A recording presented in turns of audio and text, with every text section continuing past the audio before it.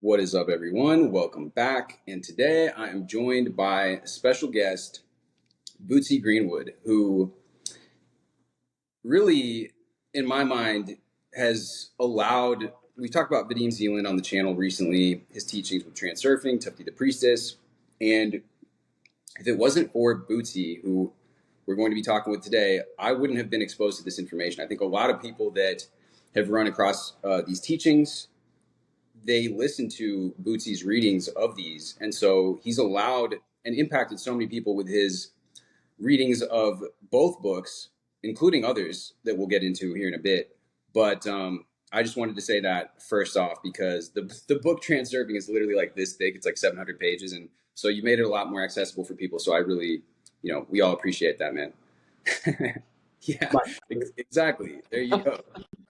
And unfortunately, I feel like that deters a lot of people from getting into these ideas. We were just talking before that Neville Goddard is like the most popular figure, at least as far as I can tell, in this kind of idea, in this space of these ideas, in terms of putting your thoughts out, putting your intention, your state that you're dwelling in, your consciousness, how that's affecting the world around you. There's so many other people that have gotten into this. I was reading from James Allen's As a Man Thinketh. You mentioned the Bhagavad Gita earlier.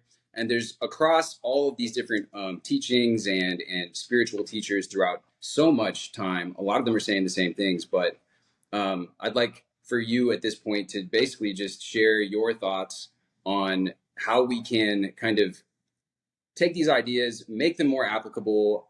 And, we mentioned Neville Goddard as well, but like, in your opinion, where would you begin to kind of advise someone who is asking you for simplifying these ideas, making them easier to understand, and really getting the results that we're all looking for? Well, it all, yeah, question. it's a loaded one. No, but yeah, I mean, ultimately, right? Like we're all coming back to ourselves, and any teacher who's worth their salt is going to lead you to themselves. They're going to simplify concepts, make them easy to digest. And it's not about making themselves look smarter or using big words or any of that. Like you want to talk on like a third grade level to people, you know. But I think a lot of these ideas that have been unpacked and redistributed, repackaged, are essentially just ancient ideas, and people have used different words to describe, in essence, the same thing. And I'm not a big, I don't know Neville Goddard, so I'm not a big like student of Neville's work. I don't know it that well. I do know a lot of people who talk about it. Um, and I know, what I've heard, I've really liked and I've enjoyed it. But it just never really hit with me. Vadim's work I found in 2015 or 16, somewhere around there. And for me, it really just tied the room together. It took a lot. If I had to say what it was, in a sense, I'd say it's like a spiritual individualism. So there's like an idea of what is in the benefit of all embedded, but also what's in the benefit of the individual, creating really a win-win situation and scenario where we're working with the universe or God or whatever label that we want to put on that, as opposed to trying to overcome something or fight against something or beat someone or crush our ego or any of that. It's something really that is coming back to who we are in an authentic way and chasing after what it is that we truly want, as opposed to what seems shiny or what may give us status or credibility in society. Yeah. Yeah, it's definitely the foundational piece really is the self-awareness part when it comes to all of this. It's been actually a while since I've listened or read any of Transurfing in particular. However, I've just recently gone back and began listening to your reading of Tufti again and just realizing how much of an impact, and that's what I love actually about Vadim's his work is like so much information is communicated in such a small, like one sentence, for example. But he reiterates it throughout because again, we tend to be very forgetful of this. We get so consumed by our outer environment and the outer world that we get rehypnotized again and again and again And that's why a lot of the times it takes kind of this repetition. And many people have began their YouTube channels, or many people have written about these topics, and it's really just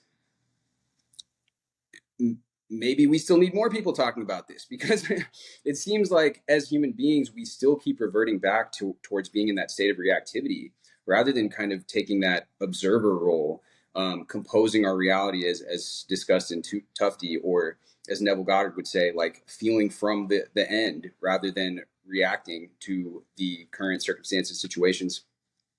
Um, in Tufti and in Transurfing, there's a lot of actual techniques, which is one thing that I like about that a lot, as opposed to some of these other teachers. I know that you're pretty familiar with a lot of them. Do you, let's say that we're going throughout our day and we get triggered, like obviously Tufti talks about this. In your, in the book, they say, don't wait, don't hope, compose reality, right?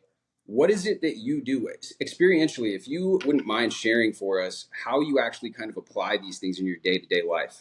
I know that there's obviously many situations that you could apply this to, but yeah, I think that'd be helpful. Yeah. Well, I think it comes down to really having an accurate picture of yourself and who you want to be ultimately, right? Like not to jump ahead, but in the Kabbalion, it talks about polarizing toward your highest self. So thinking about who is your higher self, a great little exercise. I put a short video out not too long ago about it. It's just this like, write down what you think your higher self is. It doesn't have to be this perfect, exemplified angelic being, but like realistically, like, what do you think your higher self is? Who is that person? And so what transfiguration is when they would look upon Jesus to take on the attributes. What we look at expands, like they talk about, like you've heard it a million times, like where attention goes, energy flows, and it's true though. And so focusing on those characteristics and those aspects can really help us stay grounded, because it's about activating what Vadim would call your inner observer, the watcher, the ability to have that presence of mind when something happens that is bad, that you didn't account for, is essentially what bad means to us. It doesn't mean bad. It just means I didn't expect this to happen, and now I'm reacting to it. Well, Tufti would say that that is in your best interest, and it's taking you toward whatever your goal is, even if it doesn't seem like it in the moment, because we are so myopic and like focused on this moment and how this thing needs to happen so that I can get to the next thing and get to the next thing, that we're easily taken off of center, easily taken off of course. And frankly, we're programmed that way, right? Like as human beings, we're programmed to see the negative stimulus in the environment for survival. So it's not even a bad thing. There's nothing wrong with you. You just have to learn how to flip that. And the more that you flip that, and from a very practical, pragmatic perspective, think about it like this. If you're in a negative mindset, then you're only focusing on how terrible this is, and you cannot see options all the way around you that may actually take you to where you wanted to go simply and even more quickly than you had planned for. Because our mind is like always trying to solve problems. It's a beautiful tool. It's not a bad thing. Your ego's not bad. Your mind's not bad. But the heart really needs to be driving the car, and the mind is the co-pilot reading the map. Like, oh, I could do like this, and problem solving, troubleshooting. Those are good things. We want to have logic. You don't want to be, so, blissed out and woo-woo that you can't do basic logic. That's not a powerful place to come from either. But just, it's about establishing habits over time and seeing your own improvement. So there's a book called The Winner Effect. Yeah. Winner. Yeah, Winner. And the whole idea is like the same as the Bhagavad Gita. It's the same as reality transurfing, where the wave of fortune, where you start to focus on anything positive, and you're actually not even focused on the result. But if you can just start to focus on the process, whatever that is, if you're a writer, focus on writing. Don't focus on having a best-selling book. If you focus on writing well, eventually you'll be able to create a best-selling book as a byproduct of focusing on writing. which is like, nobody wants to hear that. They're just like, how do I get accolades and money, you know? But the truth is that you need to find processes, not goals. That's the hack to goal setting, is it's about a process. And that's why Vadim says that it's not our goal itself, but getting on the path to our goal that will fulfill us and make us happy. So just by getting on the path, now, you know, you're excited to get out of bed. You have a reason for being. An ikigai, you know, Google that. It's a Japanese concept. It's fantastic. It's very, very helpful. But you have like a path, a purpose, a reason for doing what it is that you're doing. And that is the fulfillment, not the actual object or the, you know, the accomplishment itself. Yeah. That's yeah, exactly. That's exactly right. I mean, and you can see this being evident with the people that have achieved those goals, but then they fall back into unhappiness or even despair, or you know, all kinds of things. That people achieve success and then they're you you see it all the time with celebrities and stuff. But yeah, this also reminds me of, because I've been doing readings of As a Man Thinketh, and he talks about in that book how you must have a goal, you must have a purpose in life, because essentially, like if you have nothing going on, no overarching theme or overarching thing that you're working towards, you're going to devolve into allowing these kind of pesky thoughts, allowing the worries and all of that stuff. It's kind of like that. The devil in your ear, so to speak. Mm-hmm. Napoleon Hill outwitting the devil, or the monkey mind. You know, the faulty programming is going to just come in. It's like that malware. Essentially, it's just going to like take over. But when you put your focus on something, you direct your attention onto something. Now you begin to see these new. First of all, it's inspiring to have that vision, and when you have something that you're working towards. Again, this is one thing that I find, you know, this is why I like Vadim's teachings and a lot of these other people, is because they talk about purpose, going towards your goal. And I think that Neville Goddard says the same types of things, but I think that people have kind of misinterpreted some of his stuff, because there's a lot of this kind of, oh, like just enter the state and then like everything will be done for you. And it's like, in reality, that's not how it works, you know? And anybody that you see that has accomplished great things in this life, you'll see the trail of action like from behind them. Or if you ask them, like they'll be like, yeah, I took action, I did this, and one thing leads to another, and you know, there's the whole bridge of incidents and whatever you want to call it. But yeah, absolutely. I think that once you begin to have that sort of zest for life that he touches on, is the sweet harmony, that's kind of just like that enthusiasm towards life. Life begins to reflect that back. And so there's a lot of tools that we can use at our disposal, like when we're really, really in the thick of it and not feeling that sense of wellness, that sense of fulfillment. It's very hard for us to begin emanating that. That's when you can go in and use some of the tools that we know of. You can, you know, set your visualization practice. You can imagine a slide, as Vadim Zeland calls it, or a frame, or as Neville says, like imagine a scene that is encompassing the wish of the end. But whatever you're doing, Maxwell Maltz, psychocybernetics, he talks about visualization. All of these people, they're talking about the same thing, and it's beginning to redirect your attention. That's what all of this is about. And so when I talk on my channel about, you know, affirmations, robotic affirming and stuff, it's really just a tool. And a lot of the times you may want to go gentle, have a more gentle approach with it. It may not serve you, like you mentioned at the beginning, or earlier you said like, oh, let me like get a Grammy. I want to have a Grammy. Well, a lot of the times that might be so far from where we're currently at that it might be more easy for us to begin to, if we're in the state of a lot of anxiety, a lot of fears, a lot of doubts, a lot of worries, and we're saying that, it might make us feel even worse. So in some circumstances, it might be better to just simply dwell on peace, inner harmony, feeling worthy. You know, it is possible for me to get this. You know, if all these other people are able to achieve what they want in their reality, then it should be possible for me as well. There's no reason that I can, you know, and it's slowly like bridging those gaps and beginning to adopt more favorable thoughts than what you're currently on. Because this current story, the current script that you're on, clearly you're on, if you're so far removed from what it is that you say that you want, well, it begins with that story that you're telling yourself. It begins with the thoughts you're really entertaining and the types of, because thoughts, you know, from the quantum physics perspective, from Transurfing, it's like this, it's It's this energy we're emitting. So Yeah. Man, it's a lot of great stuff in there. And it is about the energy that we're emitting. And the thing about it to keep in mind, you keep mentioning As a Man Thinketh. What a great book. I love James Allen. Fantastic book. It's a short one too. You can listen to it like less than an hour. yeah. But it talks about tending the garden of your mind, because weeds grow automatically, right? If we're not, like, back to that, like, what's the practical? You have to consciously be the driver. You have to consciously be the observer.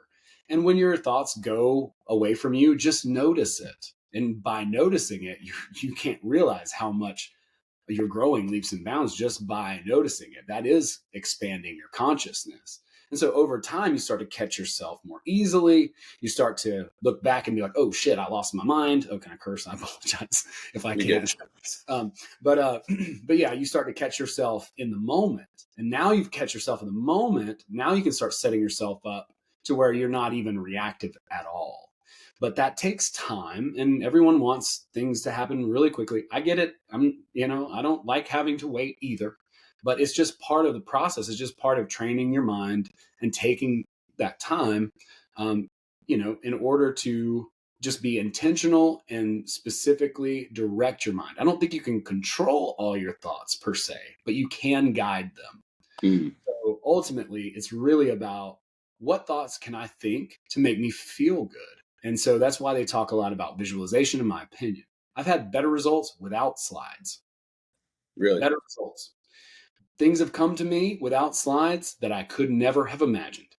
So, I'm not saying don't do slides, but the point of slides is to cultivate an emotional feeling, to broadcast that, and then the mirror reflects that.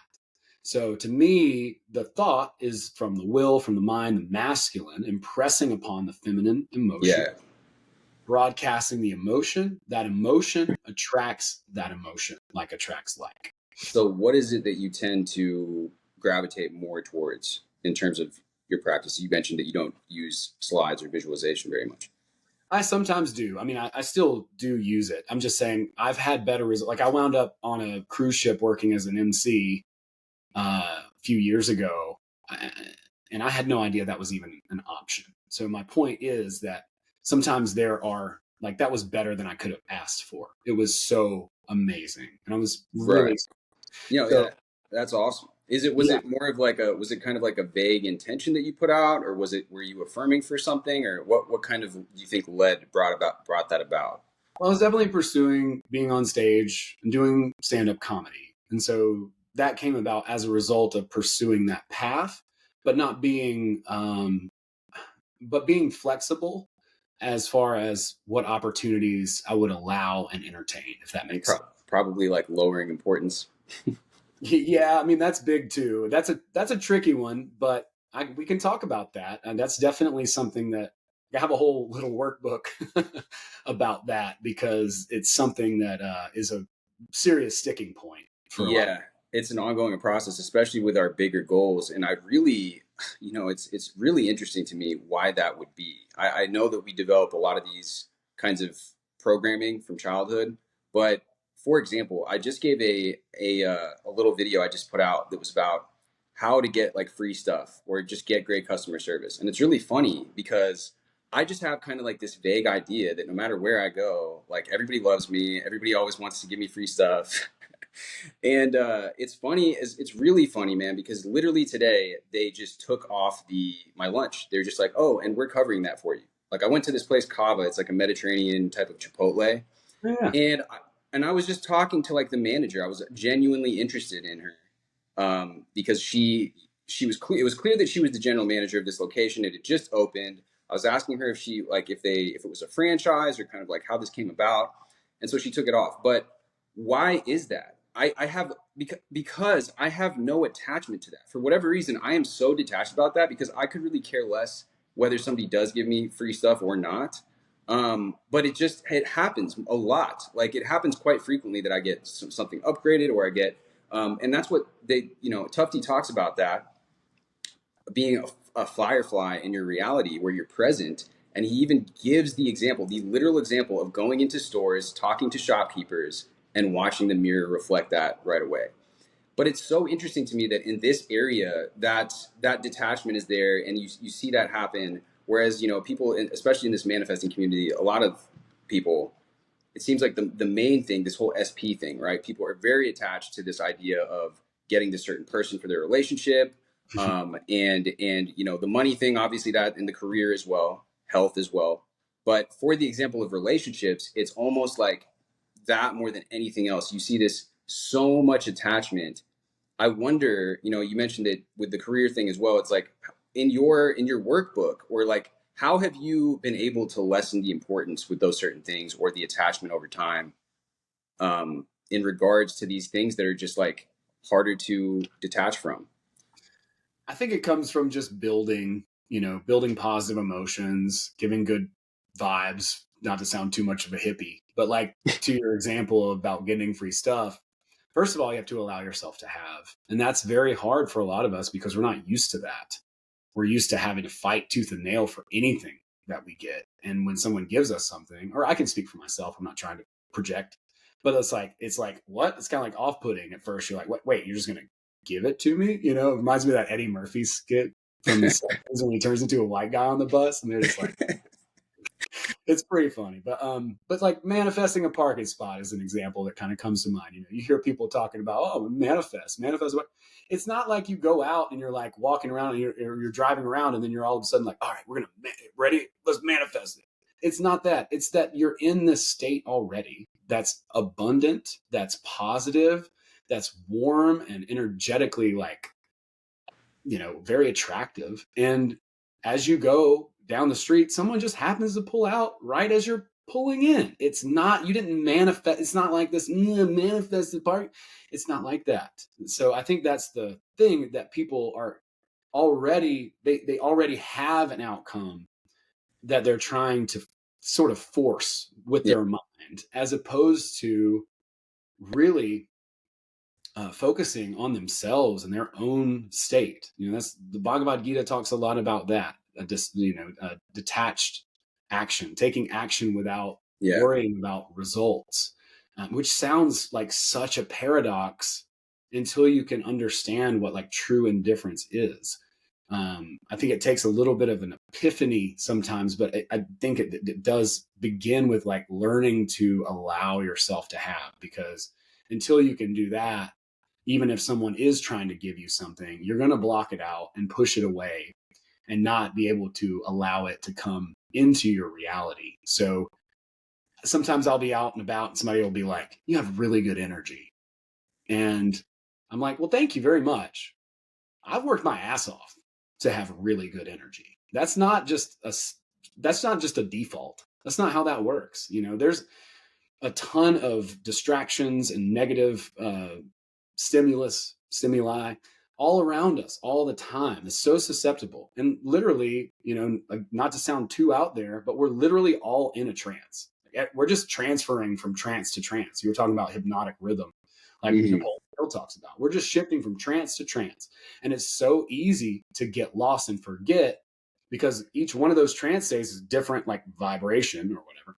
Then you all of a sudden find yourself in that emotional state, and you're drawing whatever that emotional state is toward yourself. So ultimately, focusing on ourselves, and again, cliche as hell, but the process. What can you do? Like, why do you dance? Is there like an outcome that comes from dancing? Are you going to get an award? Unless you're like a professional ballerina or something. It's like, we go out, we dance for the sake of dancing. I do the same move on the lawnmower, the sprinkler, over and over again on the dance floor. I'm just having a good time. The more I dance, the more I want to dance. There's no result. And so what can you find for you? It could be coloring, it could be walking, it could be yoga, it could be gardening. It doesn't matter. What can you do for you to put yourself in that mentality where you don't need an outcome? You're not needy about it. You're just doing the thing because you love that thing. And it matches you. It matches your energy, who you are, and what it is that you want to bring to the world. So it's really just focusing internally, like, and just trying to be and remain as true to yourself as you possibly can. Then all of a sudden you go to Kava and you're like legitimately just having a conversation. It's like you didn't go in there and like, I'm going to manifest a free lunch. Yeah. Like No, definitely not. Yeah. you were like, hey, how you doing? I'm Alex, blah, blah, blah. Oh, cool, neat. Oh, okay. Like I do sales on the phone. I don't sell anything. Like people ask me how I do well with sales. I'm like, I don't sell. I'm not selling. That's where you're fucking up is you're selling. Stop selling. Nobody wants to be sold. Mm-hmm. They want to buy, have a conversation. Let's talk. Tell me, what is it that you need? And if I don't have that, I'm not going to try to sell you something and pretend like I do. I'll be like, oh, you should talk to my friend Joe, or you should talk to, this person over here, even if there's somebody that I personally don't resonate with. That's fine. That's the secret, man. The secret to sales is stop selling. The secret of manifesting, stop trying to manifest. Stop putting so much attention and focus on a result or outcome and just find things that you like doing. The more that you can connect with other people, the more they're just going to automatically that's a great concept from Transurfing is the frailing idea, which is really no different than the golden rule from the Bible, right? It's like, what is it that the other person wants? We're so locked in our head. We're so individualistic, and I'm an individualist over a collectivist. I'm not a collectivist, but I'm not but we're so extremely individualistic in our culture in the States and consumer focused. It was like, what can I get? What can I get? What can I get? What can I get? What can I get? When I was in Latin American countries, they were like, the only English word is get. Let's go get something. Get me that thing. Get the remote control. Get. Replace that with, give or connect. It doesn't even have to be that you're giving something away, but instead of trying to convince people or trick or manipulate or use dark tactics or whatever, literally. That's what they said about Americans over there? My friend Bruno said that, and he was spot on. I was like, wow, because they have so many verbs, in Spanish, and there's not one verb that means to get for everything, right? There's a lot of different variations of that. Yeah, and it's interesting there too how the actual words that we use is how much of an effect they have as well. What's interesting is there's a lot here that that could be possibly unpacked, but one of the things that is interesting to me, going in with this idea of, because that's what is in the book too. Tufti talks about this. You're always looking at this, give me, and you replace it with here, take. Well, the first time that me reading this book, the first time I read it, I think I kind of understood what that meant. But it's really interesting when you're in social interactions. There's actually something that I feel like I've been perceiving lately is that there is this subtle shift between those two types of energies. And it could be within the context of anything. It could be in the context of dating, or it could be in the context of just, like you mentioned, sales, or it could be in the context of any sort of interaction with somebody. This subtle perspective shift, which is what can I get out of this versus how am I showing up in a way that's providing value or giving or whatever, however you want to call it. You mentioned it earlier, just connecting, just being genuinely curious about somebody, because when you are, it's refreshing. It's what it's what he talks about in there. It's like nobody else is present. Everybody else is stuck in their head. Everybody else is ruminating and thinking about how can I extract whatever I need to do this, or it's in a survival state. It's in those lower, if you look at the David Hawkins scale of emotions, it's the survival, scarcity consciousness. That's always, how can I take? It's this very selfish thing. And even if you look at it on this is super interesting, but on a biological level and just the chemicals in our body, the head of the tribe or the person that was the king or whatever, and you could argue against this, but the person that had all the abundance, all the berries, all the access to all the food and the shelter and everything, and they were already good, they're not coming at it from this scarcity mentality where it's oh, let me get this. It's I'm good, and now how can I, if you were a noble king or a just king, then you would be how can I provide for my people, right?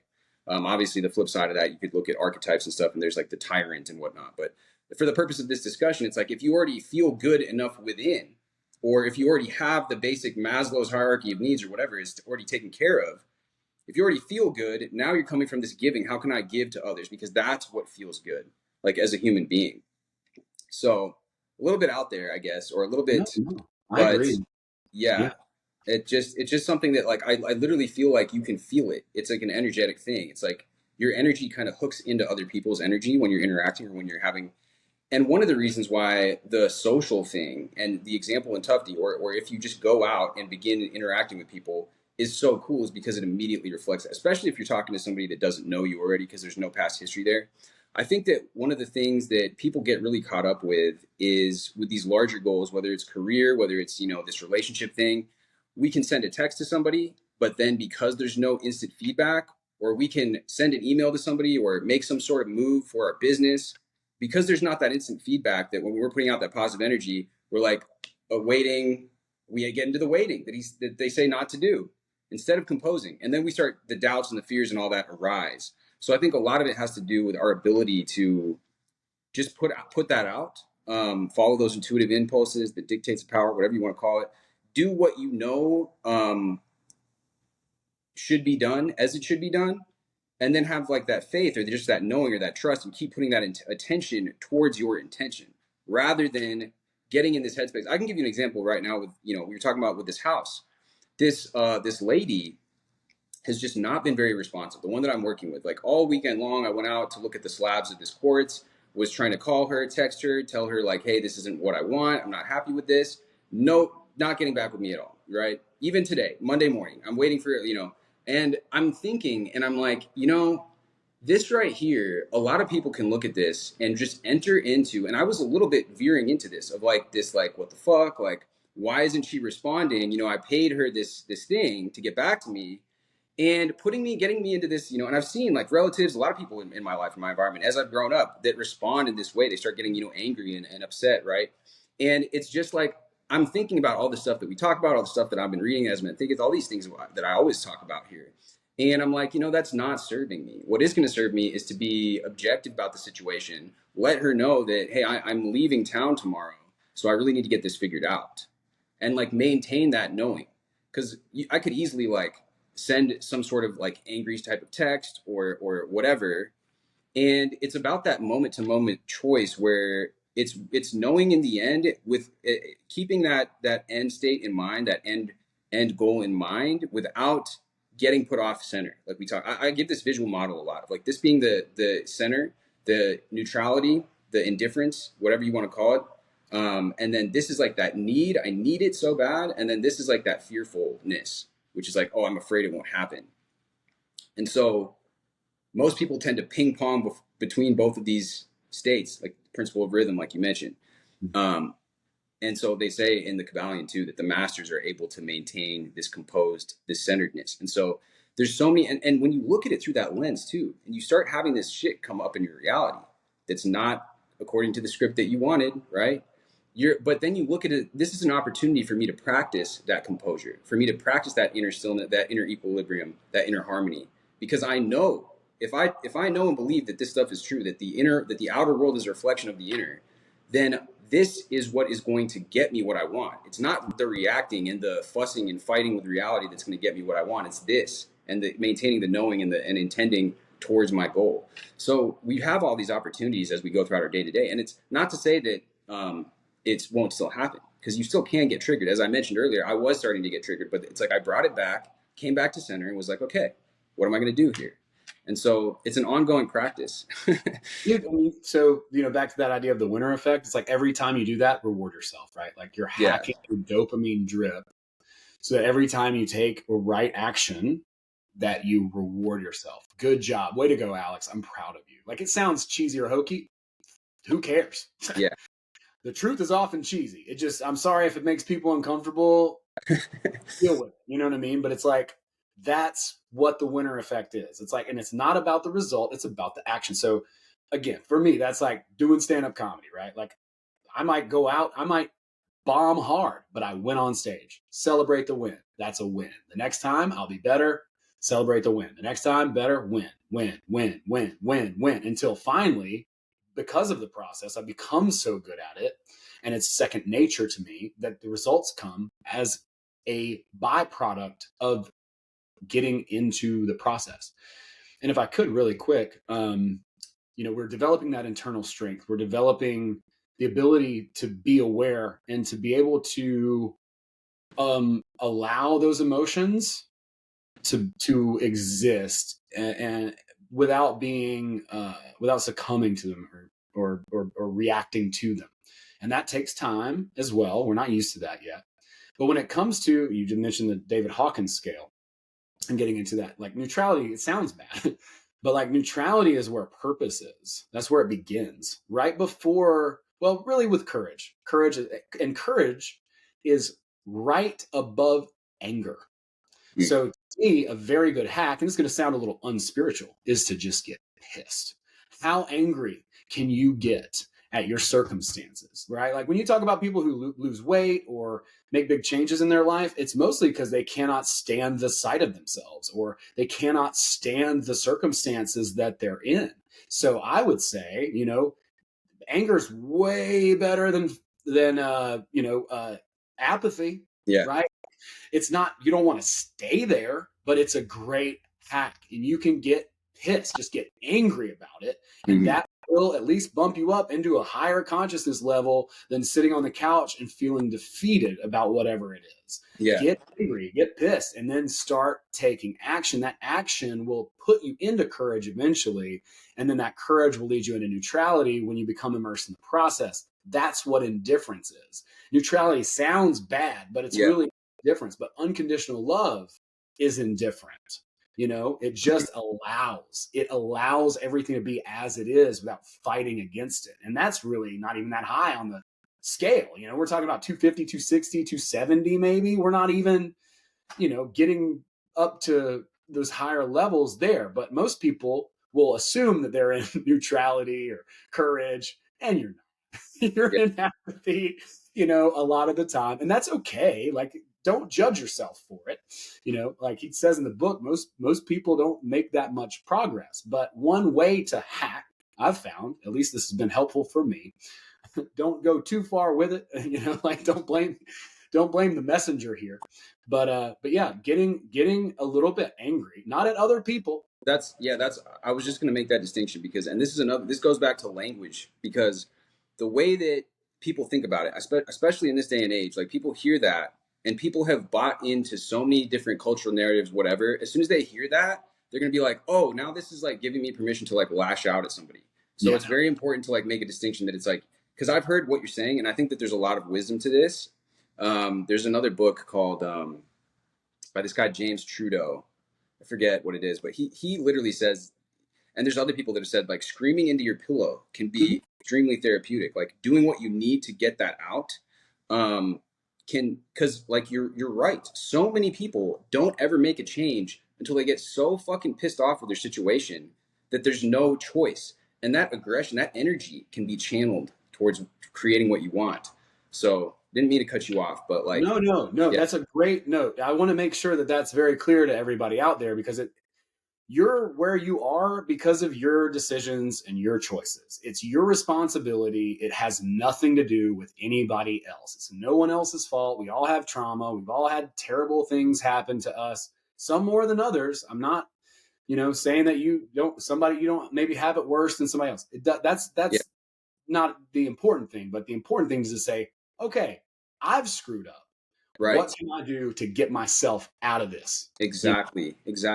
The book I mentioned, it's called Your Wish is Your Command. It's actually a CD set, but you can find it online. I just found it by this guy James Trudeau. He says that actually, because he comes from, he was, I guess, part of like secret societies or whatever. He says that they literally teach you this, that you cannot evolve and manifest your life until you get fucking pissed and get angry. And so it's interesting. His whole thing starts off on that premise. Which is kind of counter to a lot of these other spiritual teachers. But the one point I wanted to make about this is that it's so funny, not funny, it's actually really sad how this kind of victim consciousness perspective has been perpetuated throughout our culture. And one thing that is this anger, but it's directed at other people. every single time. The victim consciousness allows you to, it gives basically like a permission slip for, hey, I'm going to get angry at all these other people. I'm going to demonize this group of people, group of people. And and so, yeah, it's a very crucial distinction that, yes, like I'm so angry with my situation because I know that it's up to me to fix it. It's not up to them. It's not up to this group of people. It's not the government's fault. It's not my parents. It's not this. I'm going to claim my power after I've accepted that I have this anger, and now I'm going to begin to make other decisions. And so it's very, I think when you embrace it from that point of view, it can be very, very empowering. Yeah. But again, the language thing, and people like to hear things through their own lens and through their own way of thinking. And this has been perpetuated so much, this kind of victim thinking where it's always pointing the finger outside of yourself, that I can see how people would be like, just kind of missing the mark with that a little bit. But yeah, it could be very easy to misinterpret that. But I would just make a distinction and say it would be very easy to think that anger is synonymous with helplessness, but it's not, right? Like that helplessness is that victim. I know this is somebody else's fault and they put me here, and I'm the victimhood sort of thing. But the true like passion, that's got to be you breaking through your own barriers and addressing things that you have not wanted to. It's going to be a little bit uncomfortable, but that's okay. I mean, that's how you grow. But yeah, I've just kind of recently discovered that. And it's funny that you mentioned that. I think I saw that seminar like a couple of years ago, and it was great. But I had just recently just kind of like started working with that, actually from Rick Rubin's book. I love Rick Rubin's book. I didn't read the whole thing, but it's so good. Yeah. So good. I need to read it again. It was so good. Yeah. But yeah, he talks about screaming into your pillow and stuff like that, and using, basically what he's saying is that artists are sensitive, and we're all sensitive. It's like most of us are just numb to our own sensitivities, and we don't like uncomfortable feelings, so we repress them instead of embracing them. And a lot of the stuff is going to sound paradoxical, but that's part of the reality of nature. It is very paradoxical, but using those emotions as tools, it can be very, very helpful to get us into a higher state. But anger is not anger at someone else.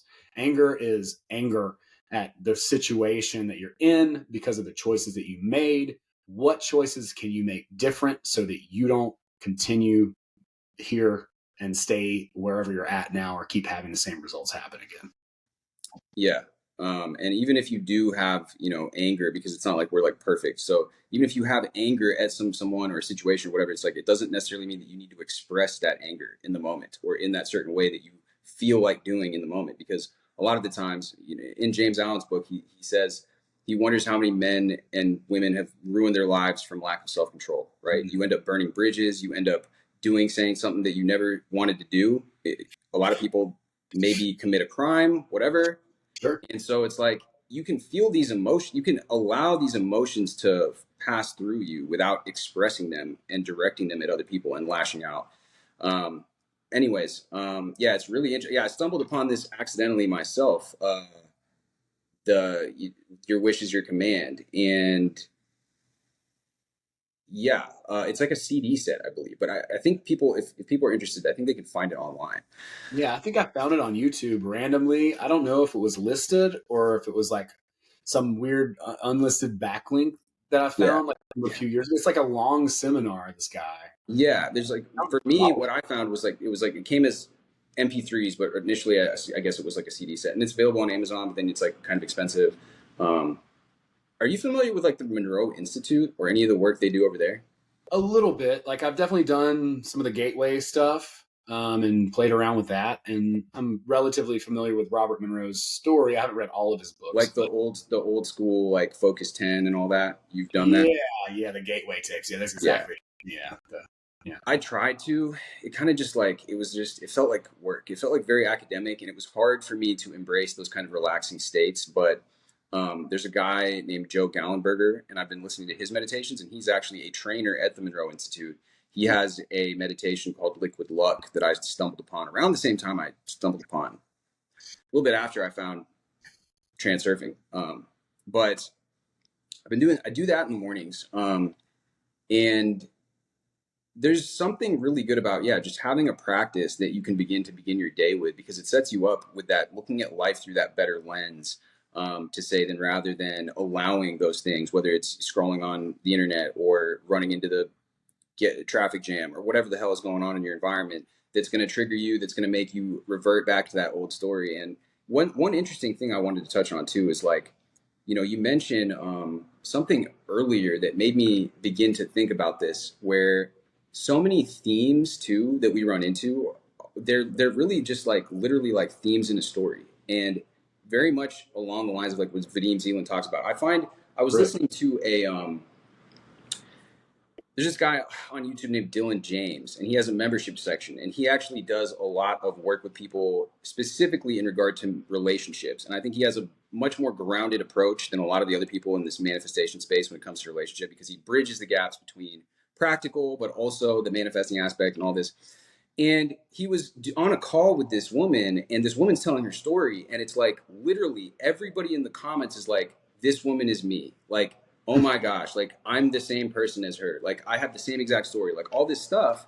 And it's really interesting because I resonated with her story as well. Even as a guy, I resonated with it. And it's like, wow, like there's so many things that we take, and situations we run into, whatever it might be, where we take it really personal.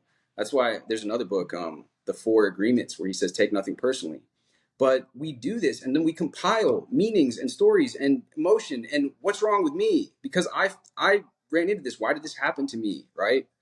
I don't deserve, like, all this resistance that gets added into this, when really we can look at it from a perspective too that says, hey, look, this is actually just like a storyline, like a plot line in a film that's being run, and it's running its own course, but I have the power to kind of take back that pen and kind of like adjust it. The book The Alchemist, when he begins that journey, he runs into all sorts of terrible shit, right?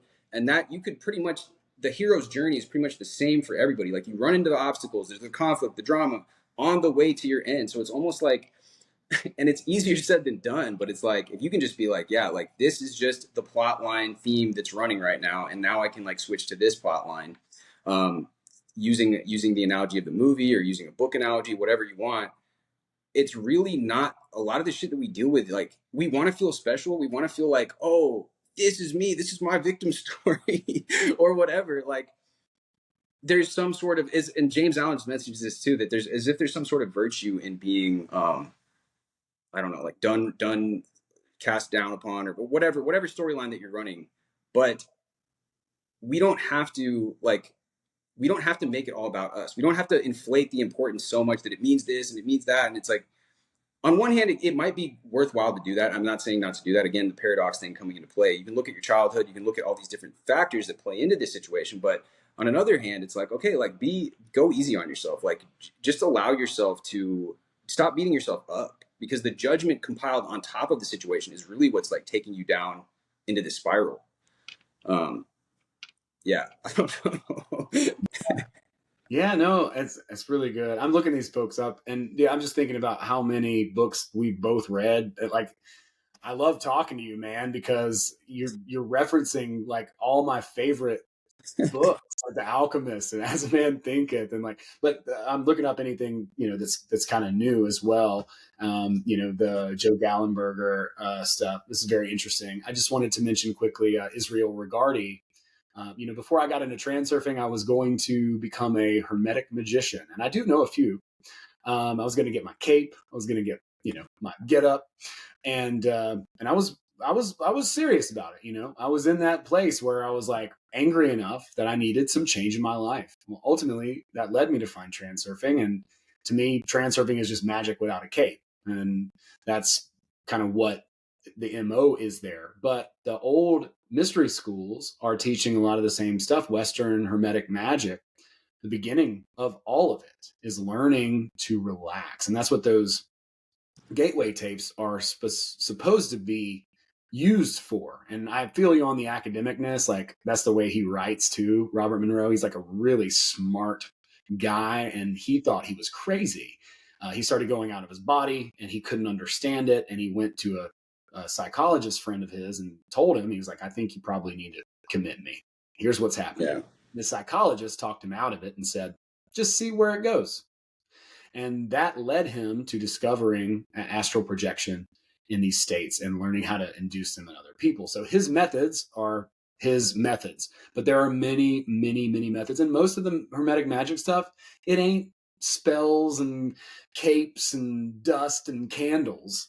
It's learning to relax. Maxwell Maltz says you cannot do anything unless you're relaxed. And he's right.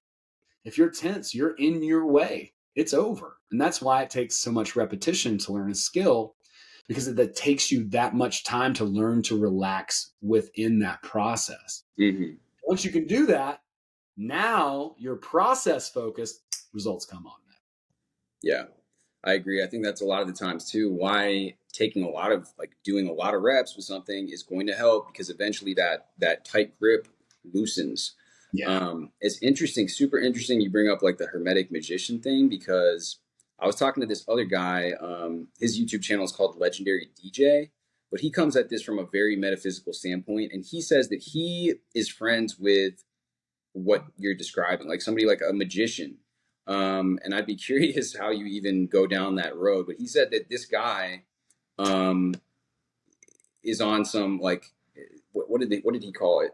There's some sort of potion that they use that's like supposed to almost like halt or at least slow down the aging process.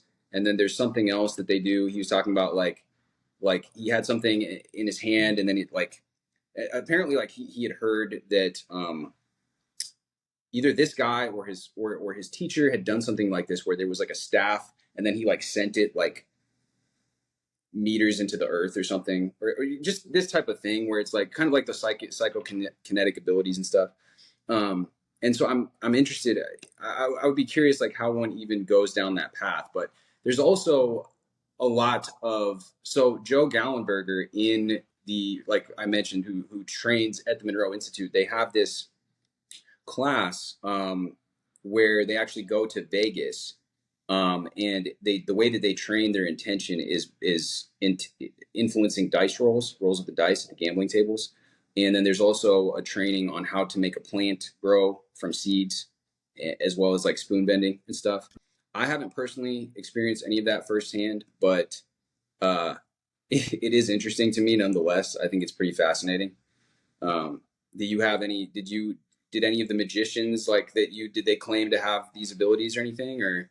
Well, there's, Vadim talks about the Bronikov Institute in reality transfer, which is a Russian like school, kind of like an X-Men type of school. And these kids are doing those types of exploits.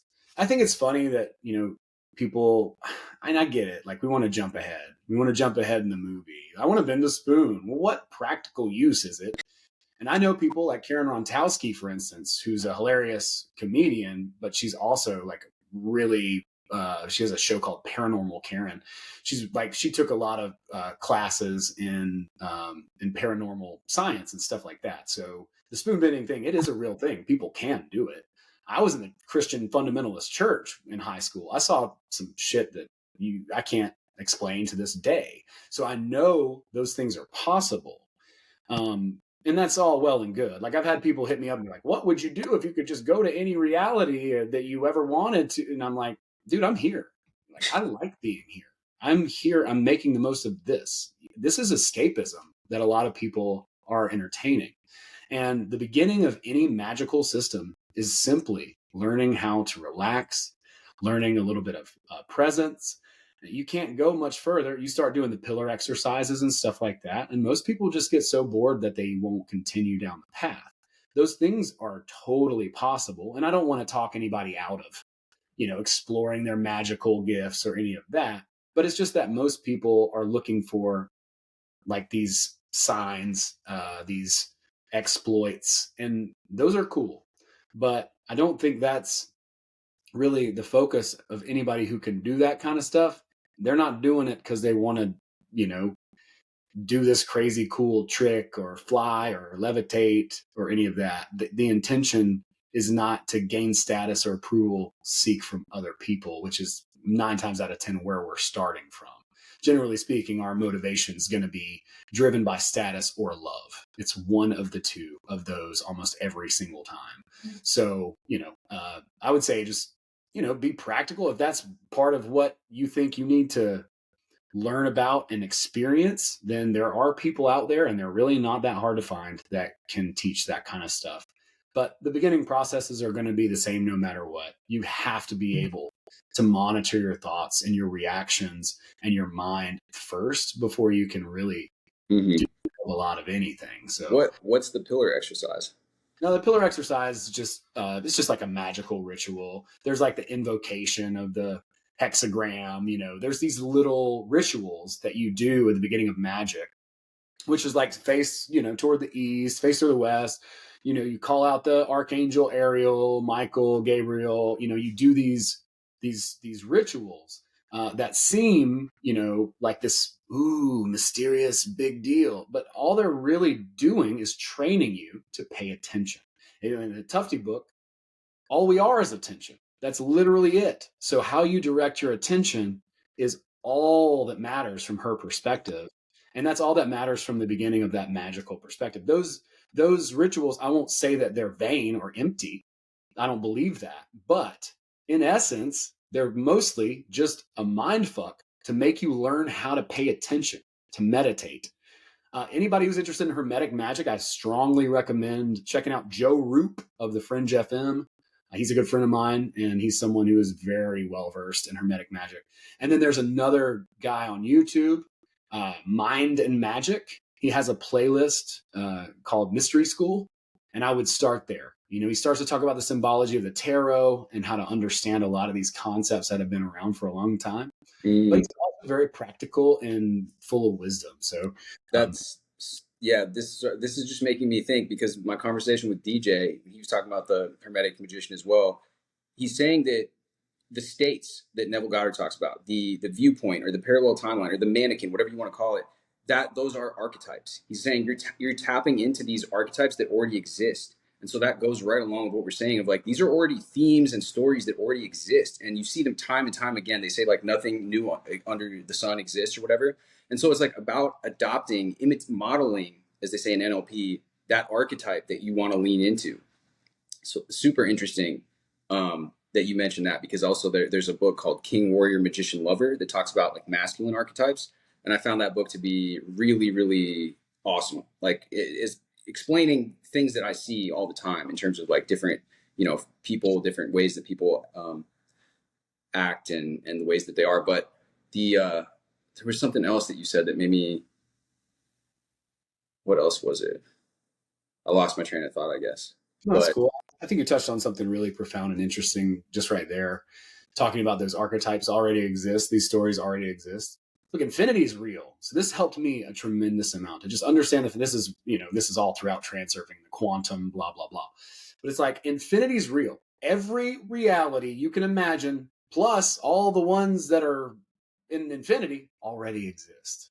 So for someone who's having a hard time, believing in themselves or believing that anything is possible, the higher self, whatever, like it already exists. Those archetypes are there. Those stories are there. There's a version of you that was a banker. There's a version of you that was a construction worker, just as an example. So whatever it is that you are interested in doing or attaining or becoming, it already exists in the ether. You don't have to create that. It already exists.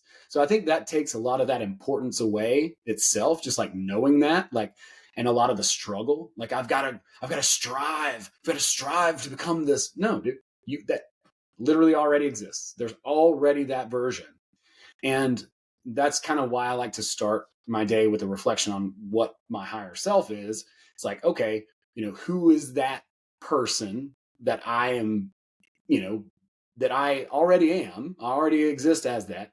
And I slip and fall and make mistakes and get emotional. And it's like you said about James Allen, like, boom, 1 second, you might say some dumb thing and totally shoot yourself in the foot. And that's true for anyone.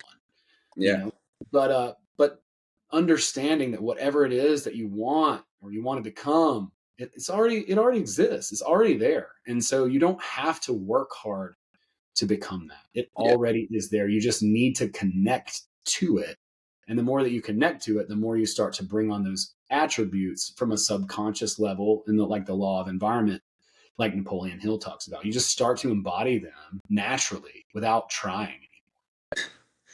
Yeah, I know. It's crazy. I think that's really what, I mean, that's connecting to what Neville Goddard talks about when he says, enter the state, proceed from the desired state, because you're shifting into that kind of archetypal state, that archetypal consciousness.